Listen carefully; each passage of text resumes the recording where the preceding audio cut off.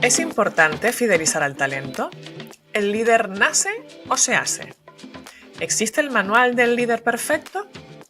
Hoy hablamos con Francisco López, consultor, formador y escritor del libro Vender con Margen. Pero además Francisco es conocido en su entorno como el hombre de las preguntas incómodas. Así que tenemos la polémica servida en este podcast. Soy Julieta Pérez, brand manager de Inusual, y te doy la bienvenida al podcast Inusuales, el espacio donde aprendemos de líderes fuera de lo común. Bien, pues ya estamos entonces con Francisco. Francisco, bienvenido al podcast Inusuales. Muchas gracias por invitarme. Y como a todos, pues quisiera pedirte que te dieras a conocer, que nos explicaras un poquito quién eres, haciendo más énfasis en el ser y un poquito menos en el hacer, que de eso ya hablaremos. Vale. Soy Francisco López, tengo 63 años, llevo más de unos 20 años haciendo de consultor de empresas. Son aquellos bichos raros, aquella gente, es una enfermedad que no es contagiosa, aunque mucha gente se ha dedicado a ello, pero sobre todo soy una persona inquieta, soy una persona con ganas de descubrir, de hacer preguntas. Xavier Marcet me conoce como, siempre me define, más que me conoce, me define siempre como la persona de las preguntas molestas, las preguntas terribles. Incómodas. Las preguntas, señor Paco, el de las preguntas incómodas, porque soy un poco de aquella escuela en lo que me gusta poner en duda todo lo que aprendo y todo lo que me dicen. No me creo nada. Yo hago como Santo Tomás, pero de entrada no me creo nada. Escucho a todo el mundo y después hago preguntas. Preguntas porque al final lo que se trata es de entender. ¿Por qué tengo que hacer esto? ¿Por qué tengo que hacer aquello? Porque hay una cosa que para mí es sagrado, que es mi libertad de poder escoger qué es lo que hago, cuándo lo hago y cómo lo hago. Entonces son esos 4 o 5 elementos que después configuran la manera en la que yo presento, por ejemplo, pues mi trabajo, la manera en la que yo trabajo con las empresas, donde soy muy celoso de esta libertad de decir lo que pienso. Tiene un riesgo enorme, Julieta, y es que te creas muchos enemigos, a veces más enemigos que amigos. Pero bueno, es un riesgo que asumo, es un riesgo que estoy dispuesto a asumir perfectamente, y soy en algunos casos hasta bastante polémico en artículos, en la forma de expresarlo. Soy muy categórico, sin cerrar la puerta a que venga alguien y que me diga, oye, es un Paco, no, pues que no, que te equivocas. Y preguntarle, bueno, si me equivoco, dime por qué. Pues por esto, por esto, por esto. Oh, pues tienes razón, pues me he equivocado en esta manera de ver las cosas, en la manera de enfocarlas. Pues hostia, te agradezco y voy a empezar a trabajar en esa nueva línea. Me gusta el debate. Soy amante de fomentar la discrepancia. Soy amante de fomentar el debate, pero intenso, el debate constructivo dentro de las empresas. No soy el políticamente correcto de lo que hay, pero yo tengo una frase que me gusta y que digo siempre, de que hasta los 50 tienes que pensar lo que dices, y a partir de los 50 ya dices lo que piensas, ¿no? Y es un poco la línea en la que sigo en mis artículos, en LinkedIn, en mi manera de trabajar, de presentar, y hasta en mi trabajo he sido disruptivo. O sea, en el proceso, en el proyecto de consultoría que yo tengo, soy muy disruptivo. Quiero retomar varias cosas porque en la presentación ya has lanzado como muchos tips. Lo primero, una anécdota personal que dices, a partir de los 50 decimos lo que pensamos.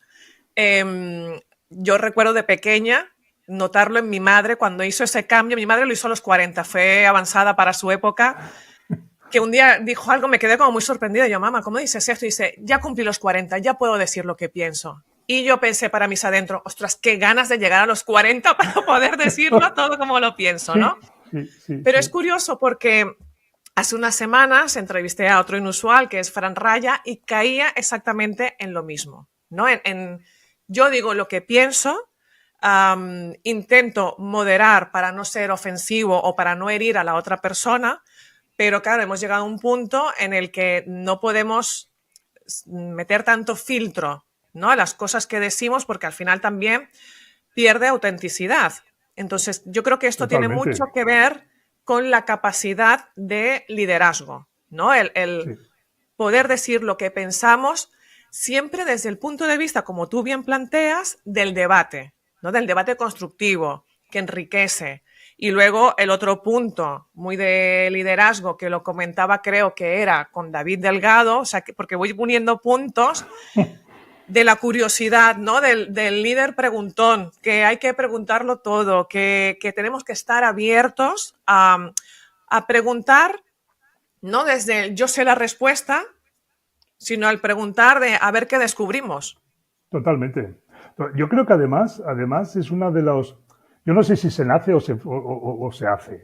Yo creo que he nacido siempre curioso, por eso me expulsaron muchas veces de la escuela, por eso me escapé a veces de las escuelas y por eso no duré nunca más de 3 años en un puesto de trabajo, porque al final me acabo enfrentando yo me recuerdo una empresa que me fichó para hacer cambios y cuando le planteé al jefe que lo que había que cambiar era él, porque era un inútil, me echó fuera. Quiero decir, claro, tiene un riesgo. Entonces, yo toda mi vida he sido así en ese sentido. Lo que pasa es que con la edad lo vas mejorando, es como el vino, lo vas mejorando, va cogiendo cuerpo y va cogiendo, y es verdad que no somos tan brutos como cuando tenía 30. Eres más precavido, pero no mucho, porque si no es el políticamente correcto, entonces caes en tu propia Ya, contradicción. Quiere decir que pero no, pero ese es un poco y liderar es un poco eso, ¿eh? Liderar es un poco tener claro dónde vas y sobre todo hacer muchas preguntas y hacer que la gente se haga preguntas, aceptar que las gente se hagan preguntas. Y yo en mi trabajo en 15 claro. años que llevo, 15, 20 años que llevo de consultoría, tengo anécdotas para cargar un tren de cosas de Ahora, estas de pero que...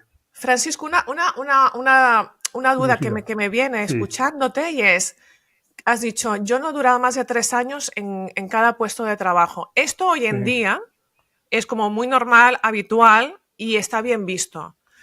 Pero tú y yo ya tenemos una edad y esto es muy Está bien complicado, visto, ¿eh? sí, ¿No? sí, Porque pero hoy yo no en sé si día está bien visto. puede ser como eres una, bueno, o te aprendes a aceptar al final y dices, pues soy una persona inquieta, soy una persona curiosa, necesito más, quiero tocar varios palos, ¿no? Que yo siempre era como la excusa que ponía en mis trabajos cuando veía en mi currículum. Claro, es que eres muy inestable. Sí. No, no es que sea inestable, es que quiero tocar muchos palos para poder aprender mucho más, ¿no?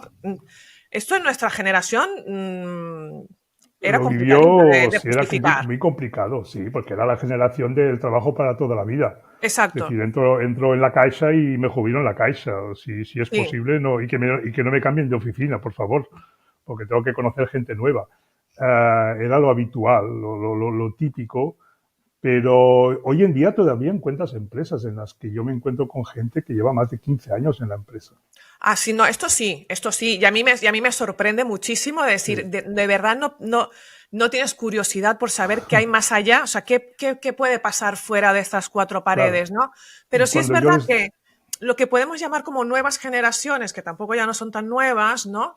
De los 20 a Ujú. los 30 años, lo tienen como muy por la mano y es como no sé, como un estilo de vida ya escrito de, ostras, es que esto es así, no me pidáis que esté 4 o 5 años en el mismo sitio haciendo las mismas cosas. Y es bueno que sea así, es bueno que sea así, porque al final, ah, y hablando de liderazgo, y hablando al final hablando de experiencia, porque al final el liderazgo es la suma de experiencias. Eh, Tú no puedes aprender si siempre haces lo mismo, como decía Einstein, me parece, ¿no?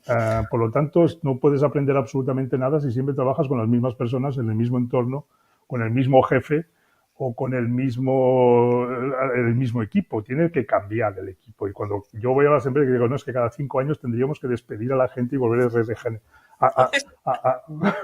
Y esto, hombre, A ver, y lo que me ha costado formarlos, digo, es igual, porque los has aprovechado durante esos 5 años, has tenido los mejores, pero ahora cámbialos porque ni tú les aportas nada, ni ellos te van a dejar de empezar a aportar nada. Con lo cual, regenérate tú, regenera un poco el equipo, ¿no? bueno, Es también bestia. podemos un poco ampliar el prisma, ¿no? Y decir, bueno, el emprendimiento interno dentro de la organización también puede verse como un cambio, ¿no? No hace falta que Sí, los echemos sí. a todos, también internamente, ¿no? Podemos invitar a que haya una evolución, un cambio, gestiones de proyectos, ¿no? Equipos diferentes, no sé, cómo, porque claro, al final Pero también hablamos de fidelizar el talento. yo no. yo soy de los que no fidelizo el talento. Retener el talento. Escribí un artículo hace poco que llamaba Retener el talento, no, gracias. ¿Por qué? Porque creo que el talento tú lo coges, es como un equipo de fútbol. En el artículo aquel que te dejé el otro día, que lo he retocado y lo he ampliado un poco, pero hablo de para mí uno de los grandes líderes que hay actualmente, que es Johan Cruyff, que era, perdón porque está muerto, desgraciadamente, pero era una persona que no fue a ninguna escuela de liderazgo. El liderazgo lo aprendió jugando a pelota en la calle con los amigos y además es ahí donde se empiezan a descubrir los líderes. Tú vas al patio de la escuela antes de los móviles, ibas al patio de la escuela y tenías sí, claro, estaba el que formaba los equipos, decía con quién jugabas, el que mandaba, el que del cotarro, ¿no? Y aquel decías, este que es un líder, que después a lo mejor lo aprovechó o no, es otra cosa, pero siempre hay el que se distinguía por tomar iniciativas. A partir de aquí dices, lo importante, una de las grandes virtudes que tenía Johan Cruyff era de ser capaz de descubrir en qué postura un jugador, en qué posición un jugador podía sacar el máximo provecho de él. Pero sabía que al cabo de 5 años tenía que cambiarlo. Porque ya está, o 6. Si lo aceptamos para el deporte, ¿por qué no lo aceptamos para la empresa? Es decir, llega un momento en el que yo como consultor al cabo de un año me tienen aburridísimo. O sea, les tengo aburridísimo porque siempre es el mismo mensaje, la misma cosa que explico y las mismas cosas, ¿no? Pero Y quizás yo creo que la renovación está un poco en eso. Quizás volviendo al ejemplo de Johan Cruyff, yo sí soy de fidelizar, a mí sí me gusta fidelizar al talento y creo en ello. Volviendo a Johan Cruyff, quizás lo de él era como muy rotativo porque, entre comillas, al final su proyecto, que es ese modelo de juego, acaba.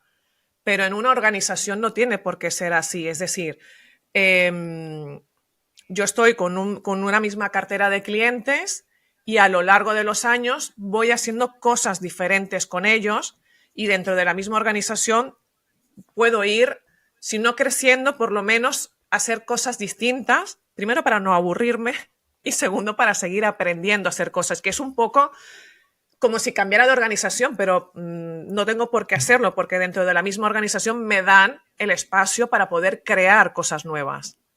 Pero son muy pocas las organizaciones que son capaces de crear ese espacio. Eso sí. Entonces, al final acabas renovando. Es decir, pasa lo mismo con los grupos de artistas. Al final se separan todos y acaban creando 4 grupos diferentes. Tienes un grupo de 4 y acaban creando 4 grupos. Porque después hay una cosa con la que no contamos y yo creo que cuando tú tienes un equipo, diriges el equipo, tienes que contar con eso, que al final somos humanos. Y como todo ser humano tenemos nuestras inquietudes, que hoy son unas, y dentro de 5 años igual son otras. O dentro de 15. Digo 5 como sí, para dar un número. Por lo mejor lo cambias a cabo de 7, o a cabo de 8, o a cabo de 3. Dependerá de las personas. O como yo, que te despidan a cabo de 3 como máximo. Pero las inquietudes cambian, las circunstancias cambian, tu manera de pensar va cambiando. Entonces, cuando esa persona empieza a tener aspiraciones que son completamente diferentes a la época que tú lo has fichado, lo mejor que puedes hacer es deshacerte de él. Por las buenas, no hace falta despedirlo. Haces un poco como aquí en Holanda. Te hacen una fiesta, te regalan un ramo de flores y te buscan y te dan todas las oportunidades para que te vayas feliz y contento, dándote todas las referencias que tú quieras. ¿Por qué? Porque sí que es verdad que, por ejemplo, hablando de Holanda, es un país en el que la rotación de trabajo es tremenda. ¿Ah, la sí? gente no se queda más de 4 o 5 años o 6 años en una empresa. Es muy raro que esto ocurra porque están aburridos del jefe, ya el proyecto ya no les motiva, ya no aporta nada, la empresa no les aporta nada y van cambiando y van rotando. Claro, yo conozco gente aquí que yo llevo aquí 6, 7 años y han cambiado 2 veces de trabajo ya, o sea, porque es la manera que tienen de mejorar. Hostia, este proyecto era muy bonito, pero ya no me interesa. Y yo creo que a veces el líder tiene que ser capaz de sentir cuando esto tiene que ocurrir. Cuando esto ocurre, tienes que sentirlo. Pero eso al final no se aprende en un libro de manual de instrucciones como si fuese una lavadora. Eso hace parte del carácter de cada uno de nosotros. Yo creo que estamos un poco A nivel liderazgo, yo, por ejemplo, en mi trabajo que hago, eso que hago de la gestión del margen, del profit thinking, etcétera, etcétera, primero que es muy disruptivo, segundo que he roto no sé cuántos dogmas económicos de toda la vida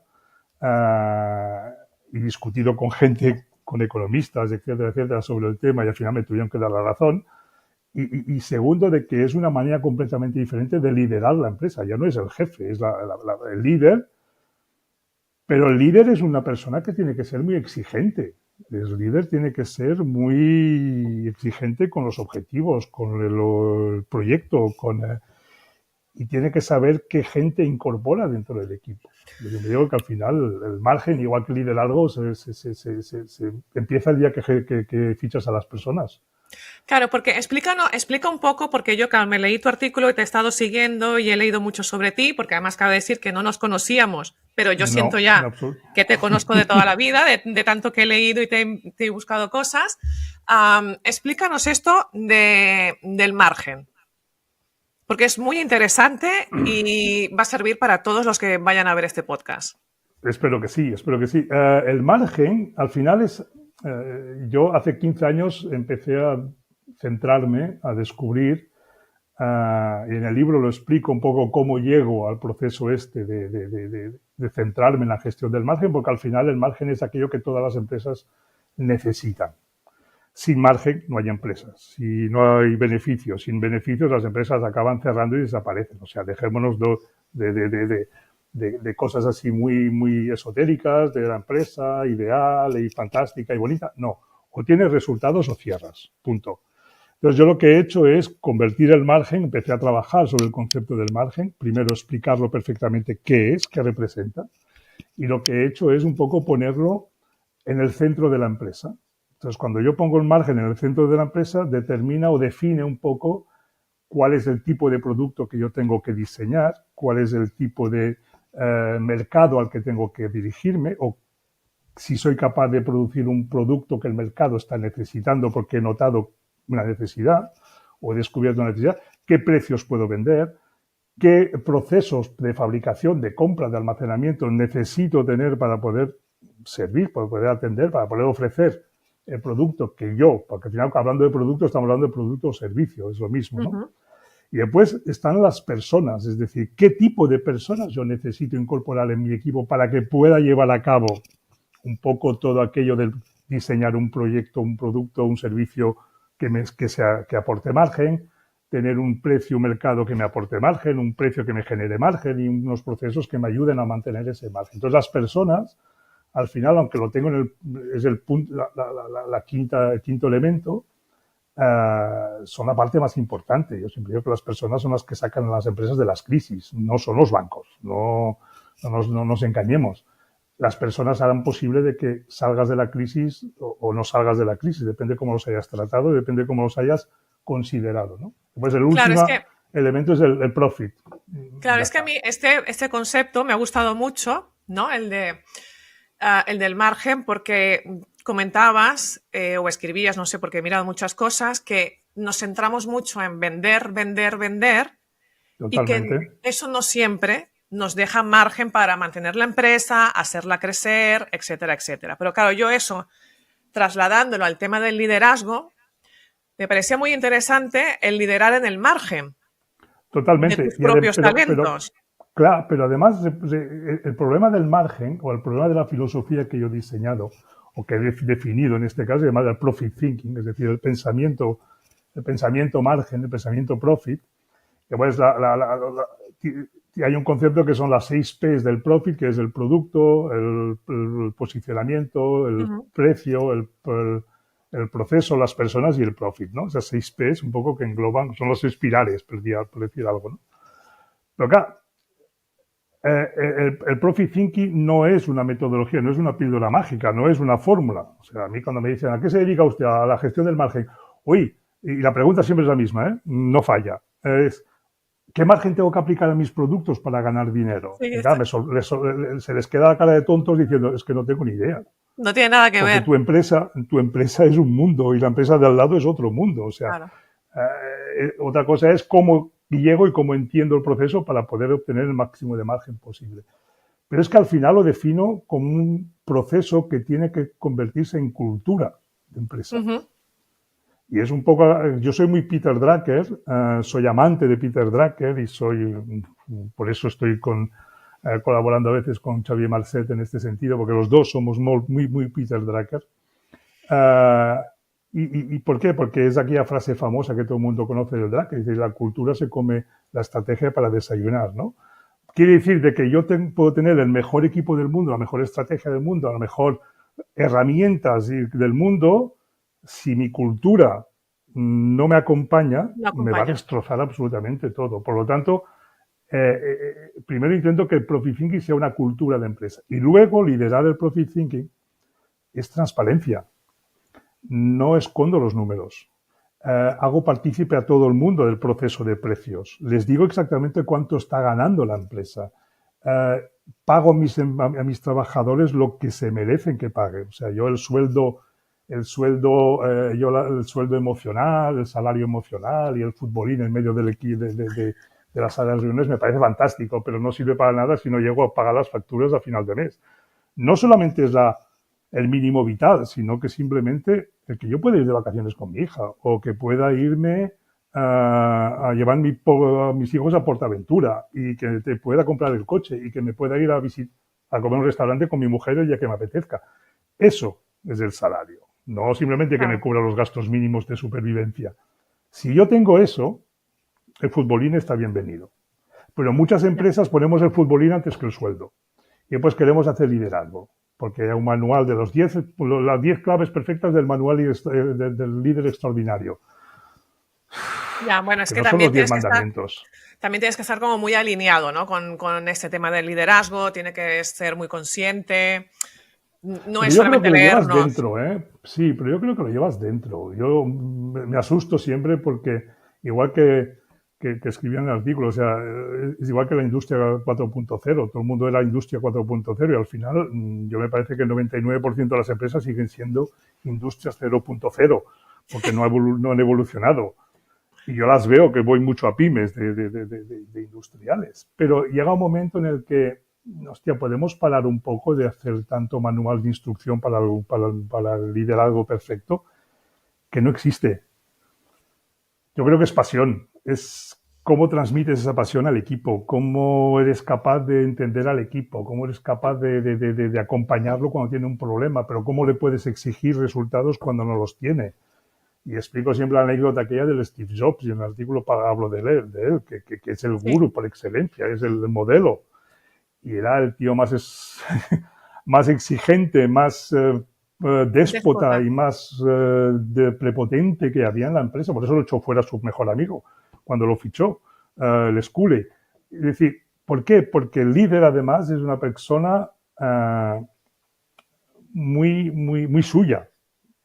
El problema está en cómo transmito esa pasión por un proyecto Ujú. al resto del equipo, pero sin amargarles la vida, porque si no es esclavitud total.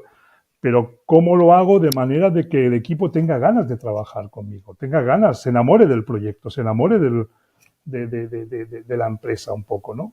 Y Claro. eso es lo que más cuesta, y eso no hay manual, eso lo llevas innato, no hay, es una receta médica. Bueno, pero yo creo que en ciertos puntos, cuando tú lideras con intención, yo estoy de acuerdo contigo, que el liderazgo tiene mucho de pasión y de creértelo y de llegar a fondo, ¿no? Y intentar por todos los medios que esto salga. Pero yo creo que cuando lo haces con intención, bueno, el investigar, el escuchar podcasts como este, el mirar a otros líderes, ver otros ejemplos, yo creo que sí te nutre y te ayuda a poner cosas en su sitio, ¿no? A ir llenando como Totalmente. cajas y no ir como pavo sin cabeza llevándote solo por tu intuición, que al final también esto desgasta muchísimo. Sí. Ya, yo hablo de la pasión y la intuición, pero es cierto de que al final el líder se nace. Yo creo que naces, llevas dentro a una semilla, ¿no? Pequeña. Y luego tienes que ir trabajando, porque si no, o Claro, no lo aprovechas, o es como, hostia, tengo un don para tocar el piano ya, pero si no practicas el piano, después te claro. quedas donde te quedas, ¿no? Entonces tiene que ir puliendo cosas, pero al final el liderazgo es cómo transmito yo esa pasión por lo que yo siento y cómo hago cómplice, partícipe a las otras personas. Al final acabas creando una complicidad en el que todos van al mismo sitio, hacia la misma dirección y Claro. hacia el Lo mismo que, objetivo, ¿no? lo que en el MBA Uh, inusual llamamos contagiar. sí, pues ¿No? eso, sí, ¿Cómo sí, es cómo contagias? contagio, cómo llego a contagiar uh, mi pasión por un proyecto y cómo hago que los otros digan, hostia, pues sí, esto es cojonudo, esto es fantástico, yo Además quiero que estar cuando esto pasa, es como súper, es muy mágico. O sea, es totalmente. increíble. Es Es como increíble. enamorarse. A lo Sí, mejor dura 2 años, ¿eh? Pero de momento, en principio, es increíble. Y después es ir alimentando el enamoramiento con los que tienes, o si no, pues buscar nueva gente que aporte más cosas nuevas a la empresa. Pero claro, todo eso es. Yo creo que además el liderazgo es cuestión de experiencia y es cuestión de edad. sí, Yo no creo en los líderes jóvenes. Yo siempre digo que me asusto los coaches de 30 años con las mochilas vacías de experiencia, ¿no? ya. ¿Qué me vas a explicar a mí, que tengo 63, de todo lo que he vivido, si no has negociado nunca con un banco porque no podías pagar las nóminas de tu empresa? O sea, cuando me hagas esto, entonces te escucho, ¿no? Que es un poco lo que a mí me caracteriza cuando estoy con las empresas. Es decir, te dicen siempre, hostia, se nota de que hablas desde la experiencia, no desde la teoría. Ujú. Y eso es lo que más se valora. Yo creo que el liderazgo, cuando hablas desde la experiencia, júntale pasión, júntale lo que quieras, la gente te sigue. La gente está más dispuesta a seguirte. Claro. Porque, hostia, me estás contagiando de algo que además tú sabes de lo que estás hablando. Y si sabes de lo que estás hablando, lo vendes mejor, lo explicas mejor. Más que Sí, lo sí, vendes, sí, lo sí. explicas Sí, mejor. sí, sí. Y eso para mí es la base del liderazgo. El resto son manuales de instrucciones como las lavadoras, pero quiere decir que no hay. Y después hay una cosa importante, Julieta, y yo hago lo mismo cuando estoy en las empresas, cuando hablamos de ventas, ¿no? Porque al final yo lo que hago del margen no es financiero, sino que es vender. Mm, Todas las empresas venden. Tú vendes, yo vendo, todo el mundo claro. vendemos. Si no hay venta, si no hay a los clientes, si no hay ventas, no hay margen. Por lo tanto, primero lo que tengo que hacer es vender. Claro, yo lo que le digo a los clientes siempre es decir, ojo, no podemos vender a todo el mundo, ni todo el mundo es nuestro cliente.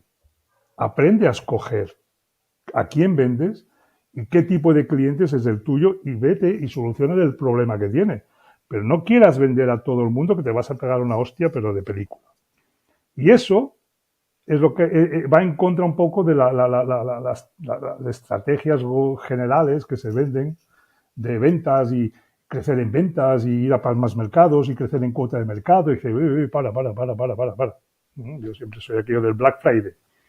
Vale, hemos incrementado las ventas del Black Friday, me parece bien. ¿Y el margen? Y el Hombre, margen. no tanto. Bueno, pues entonces mejor te quedabas en casa e irte a la playa con tu familia que hubieses ganado más dinero todavía que lo que has hecho con el Black Friday, ¿no?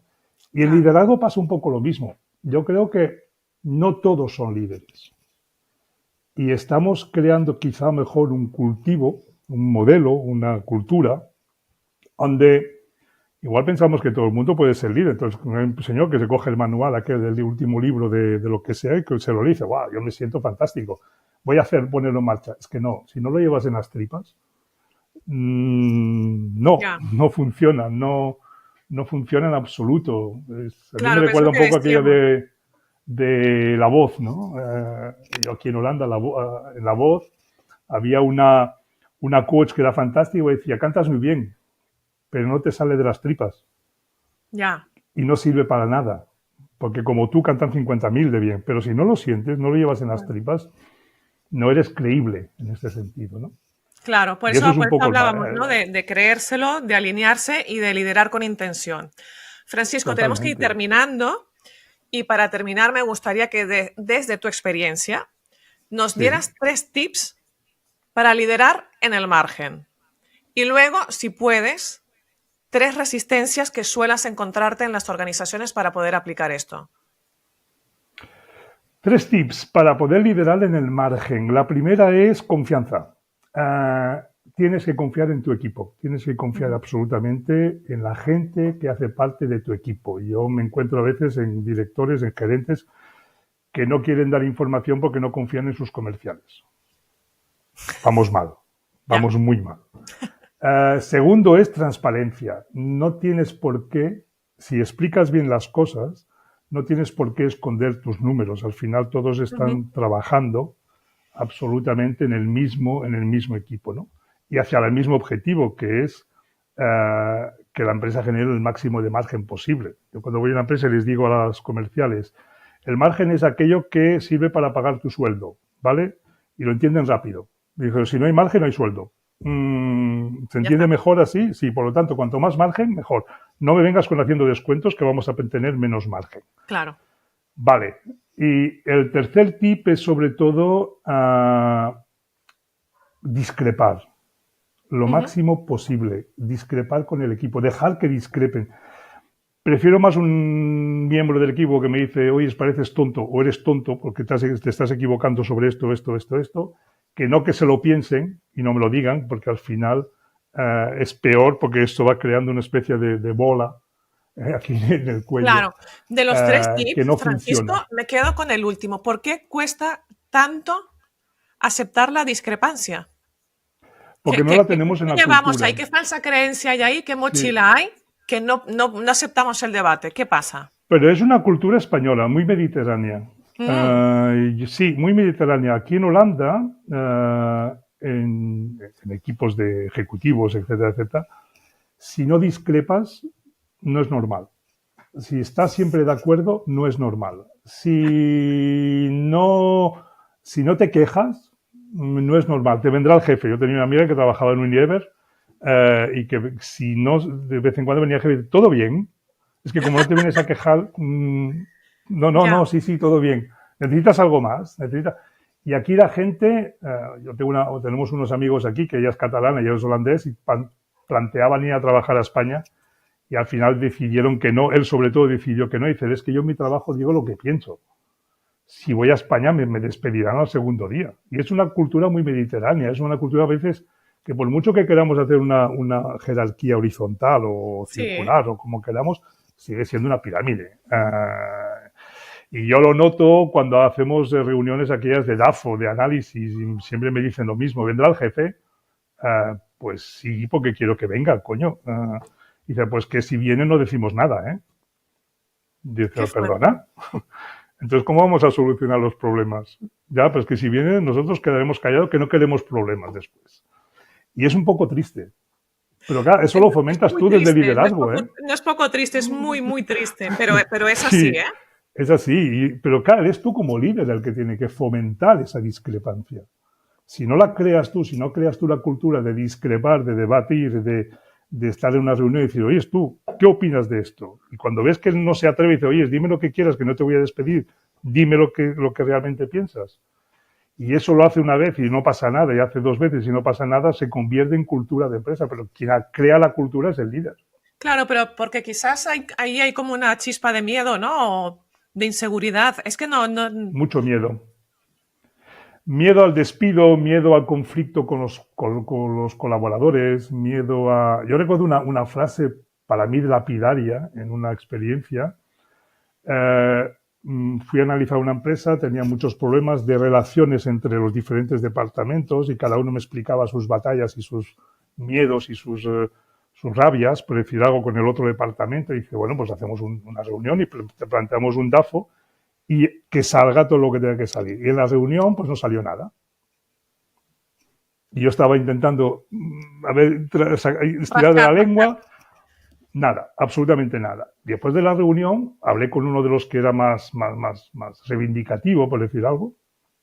Me dijo, oye, tú me has dejado con el culo al aire. ¿Qué ha pasado? Me dice, oye, tú te vas y yo me quedo. Y yo después tendré que luchar con el mal rollo que habré creado con aquel trabajador. Digo, ya, pero tú te vas. Como consultor un día te irás. Pero yo me quedo con el marrón. Y le dije, bueno, vale. Porque me quedé tan bochornosamente sorprendido que dices, claro. No. Y es muy habitual, este tipo de cultura de empresa donde vamos a la reunión, decimos lo que el jefe quiere oír. Exacto. Todo es políticamente correcto. Pero quizás porque también del jefe parte el tener miedo a la discrepancia, ¿no? De que lo pongan en Totalmente. evidencia, porque hay como la Sí, falsa creencia de que el jefe o el líder o el que está al mando tiene que saberlo todo. sí. Tiene que ser Y es bueno, como, fantástico, grande, muy es muy guapo. absurdo. Sí, totalmente. Totalmente. No hay cosa. Hay gente que son grandes líderes, grandes, pero que son déspotas. Mira, yo soy un gran fan de Van Morrison. Todo el mundo lo considera como uno de los cantantes mejores, grandes figuras mundiales de la música, y todo el mundo lo considera como un déspota. Es un genio. Mm, Solo hace falta escuchar conciertos en directo para saber la capacidad que tiene de improvisar sobre textos, y el equipo que tiene. Tiene los mejores. Es muy ya. exigente. Pero, eh, pero tiene muchísimos defectos. Pero entonces, esos defectos, esos Bueno, claro. de liderazgo, los tenemos que asumir, y tú como líder eres el primero que tienes que asumir que tienes defectos. Yo no soy bueno en todo, ojalá, Claro, pero viviría es del que además cuento, pero no es el caso. asumir esos mismos defectos llevan en sí mismo el generar también confianza en el resto del equipo, ¿no? Que también dé espacio Totalmente, al equipo a que nos equivocamos, aprendemos y totalmente, seguimos, ¿no? Que si no al totalmente. final Yo tampoco no tengo, hay yo tengo evolución. un, sí, la anécdota, por ejemplo, mía personal es, yo tengo un problema, y es que entre el francés, el inglés, el catalán y el castellano, hago unas mezclas. Entonces, depende de la conferencia donde estoy hablando, hago una castellanada, o hago una catalanada, o hago una francesada, que mi mujer ya me conoce y dice, esto es francés, ¿no? Digo, sí. ¿Por? Dice, no sé, digo, que no se dice en castellano. Y no, pues hago lo mismo en las conferencias. Y entonces hay gente que se me queda mirando y digo, ¿qué no se dice así? Y me dice, no. Digo, hostia.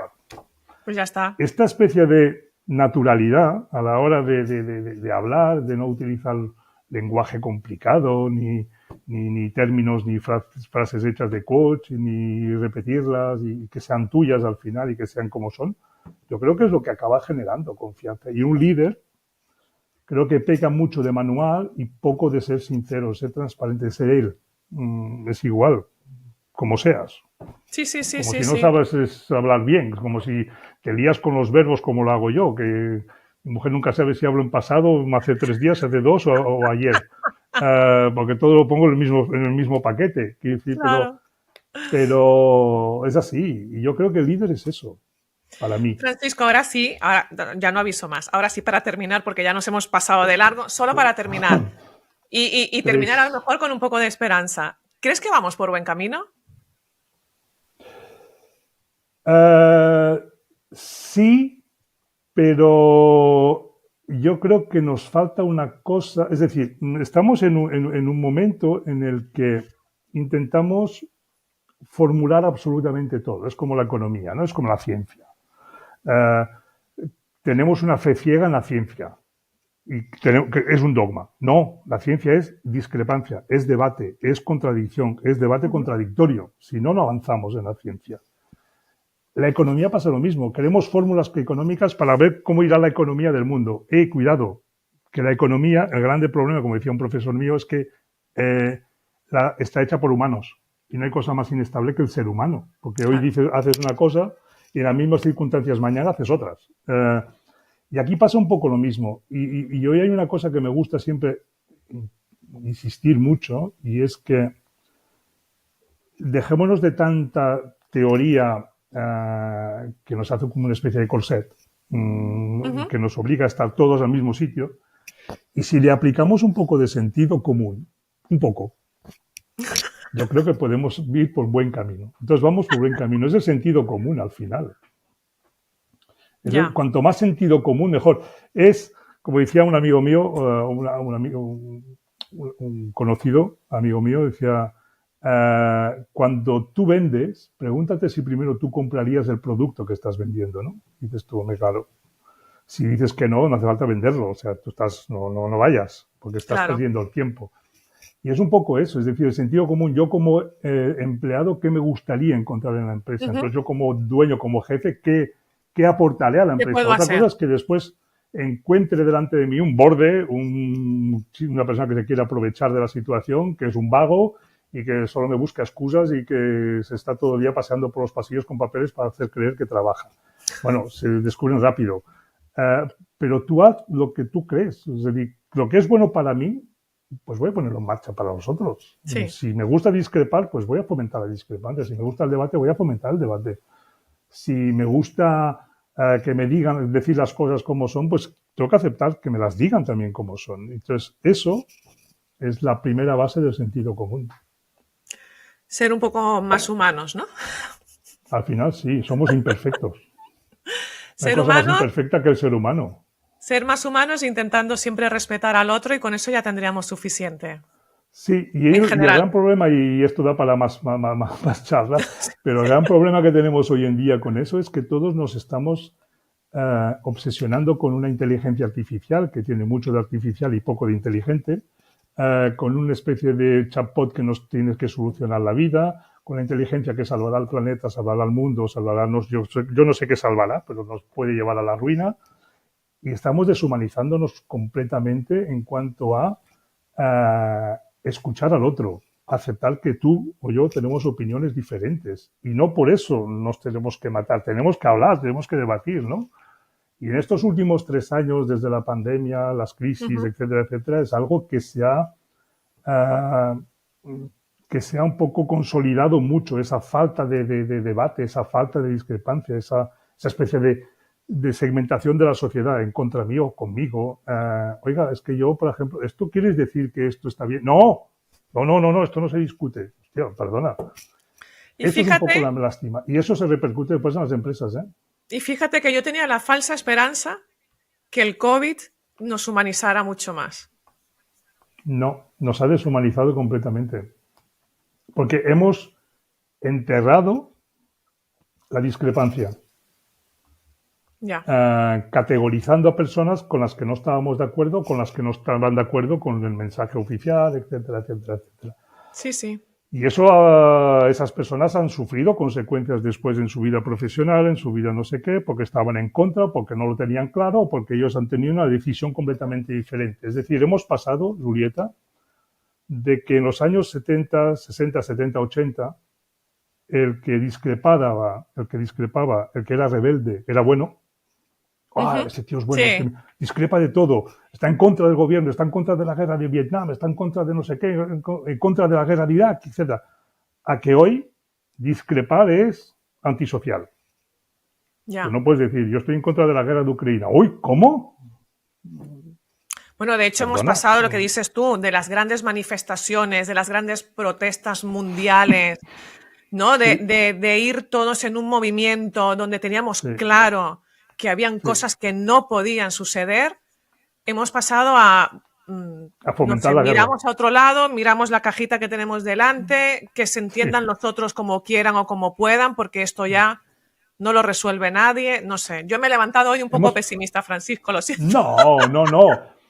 Yo creo que es bueno. Sí. Lo bueno de todo esto, Julieta, no es darse cuenta que las cosas van mal, sino es darse cuenta que van mal. No, no, no es ver que las cosas, no es desmoralizarse porque las cosas van mal, sino darse cuenta que van mal y qué puedo hacer yo en tu pequeña escala para Ya. cambiarlas. Al final es eso, es aquella especie de resistencia pasiva, ¿no? Pero bueno, por eso somos rebeldes, como decía en un artículo. Es verdad, además, ya tenemos que terminar ahora sí, pero es Sí. cierto que cuando somos más jóvenes, ¿no? Somos como más rebeldes y tal. Luego crecemos, nos maduramos y decimos, somos diferentes. Luego ya nos hacemos mayores del todo y decimos, bueno, es que somos inusuales. Yo creo que sí, a ver, a mí me han prohibido artículos, a mí me han censurado las cuentas de LinkedIn un par de veces por opinar, pero bueno, yo lo llevo ya desde que soy adolescente, porque la primera vez que creamos un periódico con unos amigos en la escuela, en el bachillerato, en secundaria, en Bélgica, que era muy en contra del establishment y la dirección y el modelo escolar, que se llamaba El Alumno, la primera cosa que han hecho es censurarlo. Nos lo prohibieron en absoluto, vino el director, que era un cura, un fraile, Mm, y requisó absolutamente todo. Entonces vendíamos, yo primera vez estuve vendiendo mi pequeño revista sí. de Strankis, o sea, lo imprimíamos de Strankis con aquellas stencils de aquellos Mm, que hacías, no, fotocopias no había en aquella época, ya. pero yo ya me censuraron cuando tenía 14 años, o sea que ya no viene de aquí. Bueno, yo recuerdo mi primera revuelta de protesta. fue en tercero de primaria. Una sentada brutal en el patio del colegio, porque la comida del comedor era asquerosa. Y, ostras, y había que hacer algo. Y no pensabas en, pues se lo voy a decir a mi padre que vaya, que diga, que tal. No. O sea, el problema lo tenemos aquí, lo podemos resolver nosotros y a fondo. O sea, nos sentamos en el patio y montamos aquí la gran revuelta. Pero bueno, había, no sé, había ese espíritu de hacer cosas, sí, ¿no? El reto, yo creo que el reto que tenemos nuestra generación es que la gente joven recupere ese espíritu Claro. Pero, bueno, no hay misiones imposibles, solo para las películas.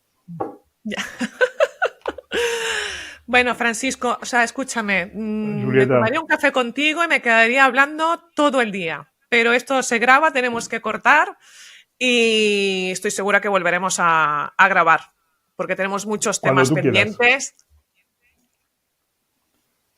Y eso, y espero que, bueno, que será de interés para los inusuales que tenemos en el club, que podamos ir profundizando en más cosas y irán saliendo temas y bueno, y ahí estaremos. Cuando queráis, cuando quieran los inusuales, si pues a disposición de ellos, cuando quieran, pues seguimos adelante. Yo seguiré publicando artículos en el blog, en la página web, en el club. Genial. Pues seguimos en ello entonces, ¿vale, Francisco? Un abrazo fuerte Gracias, y nos igualmente. seguimos leyendo. Muchas gracias. Bien, ¿y qué te ha parecido la entrevista con Francisco? Prometí algo de polémica y no nos ha defraudado. Francisco es un hombre disruptivo con una amplísima experiencia profesional y personal, y en él podemos intuir rasgos comunes de un líder innato, como puede ser la curiosidad,